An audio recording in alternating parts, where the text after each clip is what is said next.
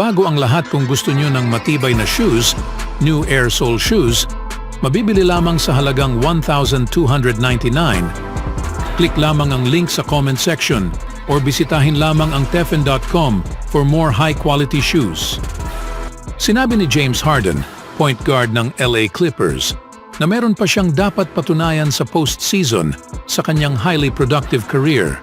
Dahil wala si Kawhi Leonard para sa Game 1, nagkaroon si Harden sa kanyang pinakamahusay sa unang kalahati bilang isang Clipper.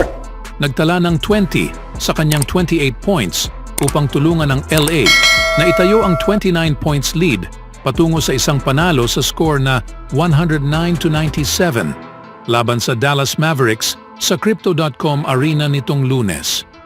Malinaw na wala si Kawhi, kaya mas tataas ang aking pagiging playmaker at ang aking role, kaya sinamantala ko ito. Bagaman wala si Leonard sa unang laban sa round dahil sa inflammation surgically repaired sa kanyang right knee, nagawa pa rin ng Clippers na magpakita ng isa sa kanilang pinaka-inspiradong mga performance ng season.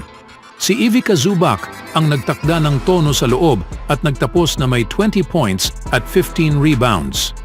Ang enerhiya at aktibidad sa both end mula kina Russell Westbrook at Terrence Mann ay naging mahalaga at nagtala si Paul George ng 11 sa kanyang 22 points sa ika-4 na quarter upang tulungan na tapusin ito. Nagtala si Harden ng 20 sa panalo laban sa Denver Nuggets at 22 sa isang pagangat mula sa likod na panalo laban sa Cleveland Cavaliers sa huling bahagi ng season. Isang malaking elemento, tinawag ni Lou ang scoring ni Harden para sa team. Kapag siya ay nagtatangkang umiskor at gumagawa ng tamang shot, ito ay malaking bagay. Naiintindihan niya na hindi niya kailangang gawin ang mabigat na gawain na ginagawa ni Kawhi at PG sa court. Pero kung isa sa mga iyon ay wala, kailangan niyang tumayo at maging agresibo upang makapuntos. Ito ang ginagawa niya para sa amin kamakailan. I thought he really set the tone early. Capable siyang gawin iyon sa bawat gabi. Ang role lamang ay iba para sa kanya sa laro na ito, at nang wala si Leonard, kailangan namin siyang mag-score ng mas marami, at iyon ang kanyang ginawa at alam nating kaya niya iyon. Ano sa tingin niyo mga kaibigan? Sa ibang balita naman, hindi sikreto na nagkaroon ng problema ang Los Angeles Lakers sa buong taon para makapasok sa playoffs. Para sa 4-time NBA champion na si LeBron James at All-Star big man na si Anthony Davis, may ilang dahilan kung bakit sila natalo sa Denver Nuggets at natalo sa Game 1 sa kanila.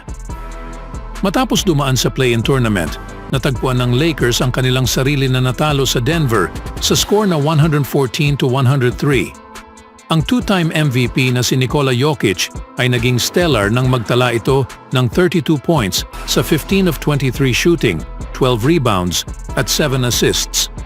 Si Jamal Murray ay nagtala ng 22 points at 10 assists, habang si Michael Porter Jr. ay dumagdag ng 19 points at 8 rebounds. Para sa kanyang bahagi, si Davis ang nanguna sa Los Angeles na may 32 points, 14 rebounds, 5 assists at 4 na blocks. Nagtala si James ng 27 points, 6 na rebounds at 8 assists. Samantala, parehong nagambag sina D'Angelo Russell at Austin Reeves ng 13 points bawat isa. Sila ay naging horrible na nakapagtala sa pinakamababang 30% mula sa field. Ang panalo ay nagdala sa Denver ng one step closer para ma-eliminate si James at ang Lakers mula sa playoffs. Sa Nuggets na natagpuan ang kanilang momentum matapos ang All-Star break, kailangan maglaro ng labis pa ang Los Angeles upang makasabay sa defending champion. Pagkatapos ng laro, parehong nagsalita si James at Davis sa mga reporter tungkol sa dahilan kung bakit sila natalo sa Game 1 sa Nuggets. Sa isang serye ng mga post ni Mike Trudell at Lakers Nation sa X, sinabi ni LeBron James na ginawa ng Nuggets ang mga shots sa ikatlong quarter at ang Lakers ay hindi gaanong naging magaling sa offense, nag-tweet ang Lakers Nation. Napansin rin ni Anthony Davis ang maagang mga turnovers at masamang shooting upang simulan ang ikatlong quarter. at ang offensive rebounding ng Denver bilang mga pangunahing dahilan sa pagkatalo. Si Davis ay naging terrific individually sa Game 1. Sinabi ni Anthony Davis, "Hindi tayo dapat maging masama sa parehong defensive rebounding at transition defense." Ang Lakers ay natalo sa offensive glass sa 15-6 at sa transition battle 21-14. Ang Denver ay nagingat ng mabuti sa bola na may 6 turnovers lang upang tulungan ang diferensya sa transition. Dagdag pa niya, si Jokic ay naging isang puwersa na dapat pagtuunan ng pansin sa court sa buong season. Ito ang nagudyok kay Trudell na banggitin kung ano ang gagawin ni Davis laban sa All-Star ng Nuggets. Titingnan namin ito at gagawa kami ng mga pagbabago, mag-uusap kami sa isa't isa at gagawa kami ng tamang adjustments patungo sa Game 2. Kung kailangan ko siyang bantayan siya sa buong laro ay gagawin ko iyon, ibinahagi ni Trudell. Gayunpaman, binigyang diin ni Lakers legend Magic Johnson na dapat magpakita sa trabaho ang mga guards ng team sa pagkuha ng mga puntos para sa kanilang sarili. Kung hindi, kailangan gawin lahat ni Davis at James ang trabaho na hindi sapat laban sa Nuggets. Dahil sa kanilang mahirap na sitwasyon, kailangan maghirap ng husto sina James at ang Lakers para talunin ang Denver sa seryeng ito.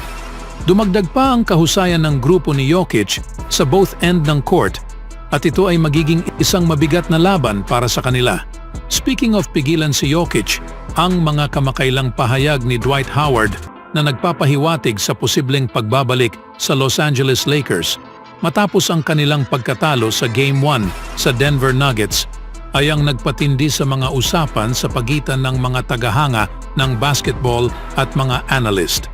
Bagamat kasalukuyang naglalaro para sa Mets de Guaynabo sa Puerto Rico, tila handa si Howard na bumalik sa kanyang former team sa NBA at posibleng mag-offer ng mga solusyon sa mga problema ng Lakers laban sa Nuggets. Si LeBron ay isang 39-year-old. "I'm 38. I'm still in shape." "Oh, sabihin man na 3 taon na ang nakalipas, but I'm still in shape, lol." Sa kabila nito, ang pananatiling handa ni Howard at kakayahan niyang makatulong ay nagpapakita sa kanyang pagnanais na makipagkumpetensya sa pinakamataas na antas muli. Ang pagkakataong si Howard ang kayang mag-contain kay Nuggets star Nikola Jokic na naging dominanteng puwersa laban sa Lakers ay nagtataas sa katanungan sa ganitong estratehiya. Bagaman maaaring epektibong pinipigilan ni Howard ang impluwensiya ni Jokic sa nakaraang mga paghaharap sa playoffs, ang Serbian center ay mula noon ay nag-evolve bilang naging isang kakilakilabot na kalaban, naging threat, isang malalaking hamon para sa anumang depensa. Ang mga nakaraang matchups ni Howard sa playoffs kay Jokic noong kampyonato ng Lakers noong 2020 ay nagpapaalala sa kanyang depensibong husay at kakayahan na wasakin ang mga plano sa opensa ng Nuggets. Ang kanyang pisikal na presensya at determinasyon sa court ay naglaro ng mahalagang papel sa pagpigil kay Jokic at pagkasira ng ritmo ng Denver, naglalagay ng ambag sa tagumpay ng Lakers sa seryeng iyon. Nagkaroon ng tulong sa tagumpay ng Lakers sa seryeng iyon. Habang patuloy na hinaharap ng Lakers ang matibay na lineup ng Nuggets, ang posibleng pagbabalik ni Howard ay kumakatawan sa isang alaala sa kanyang defensive prowess at ability para sirain ang Nuggets offensive schemes.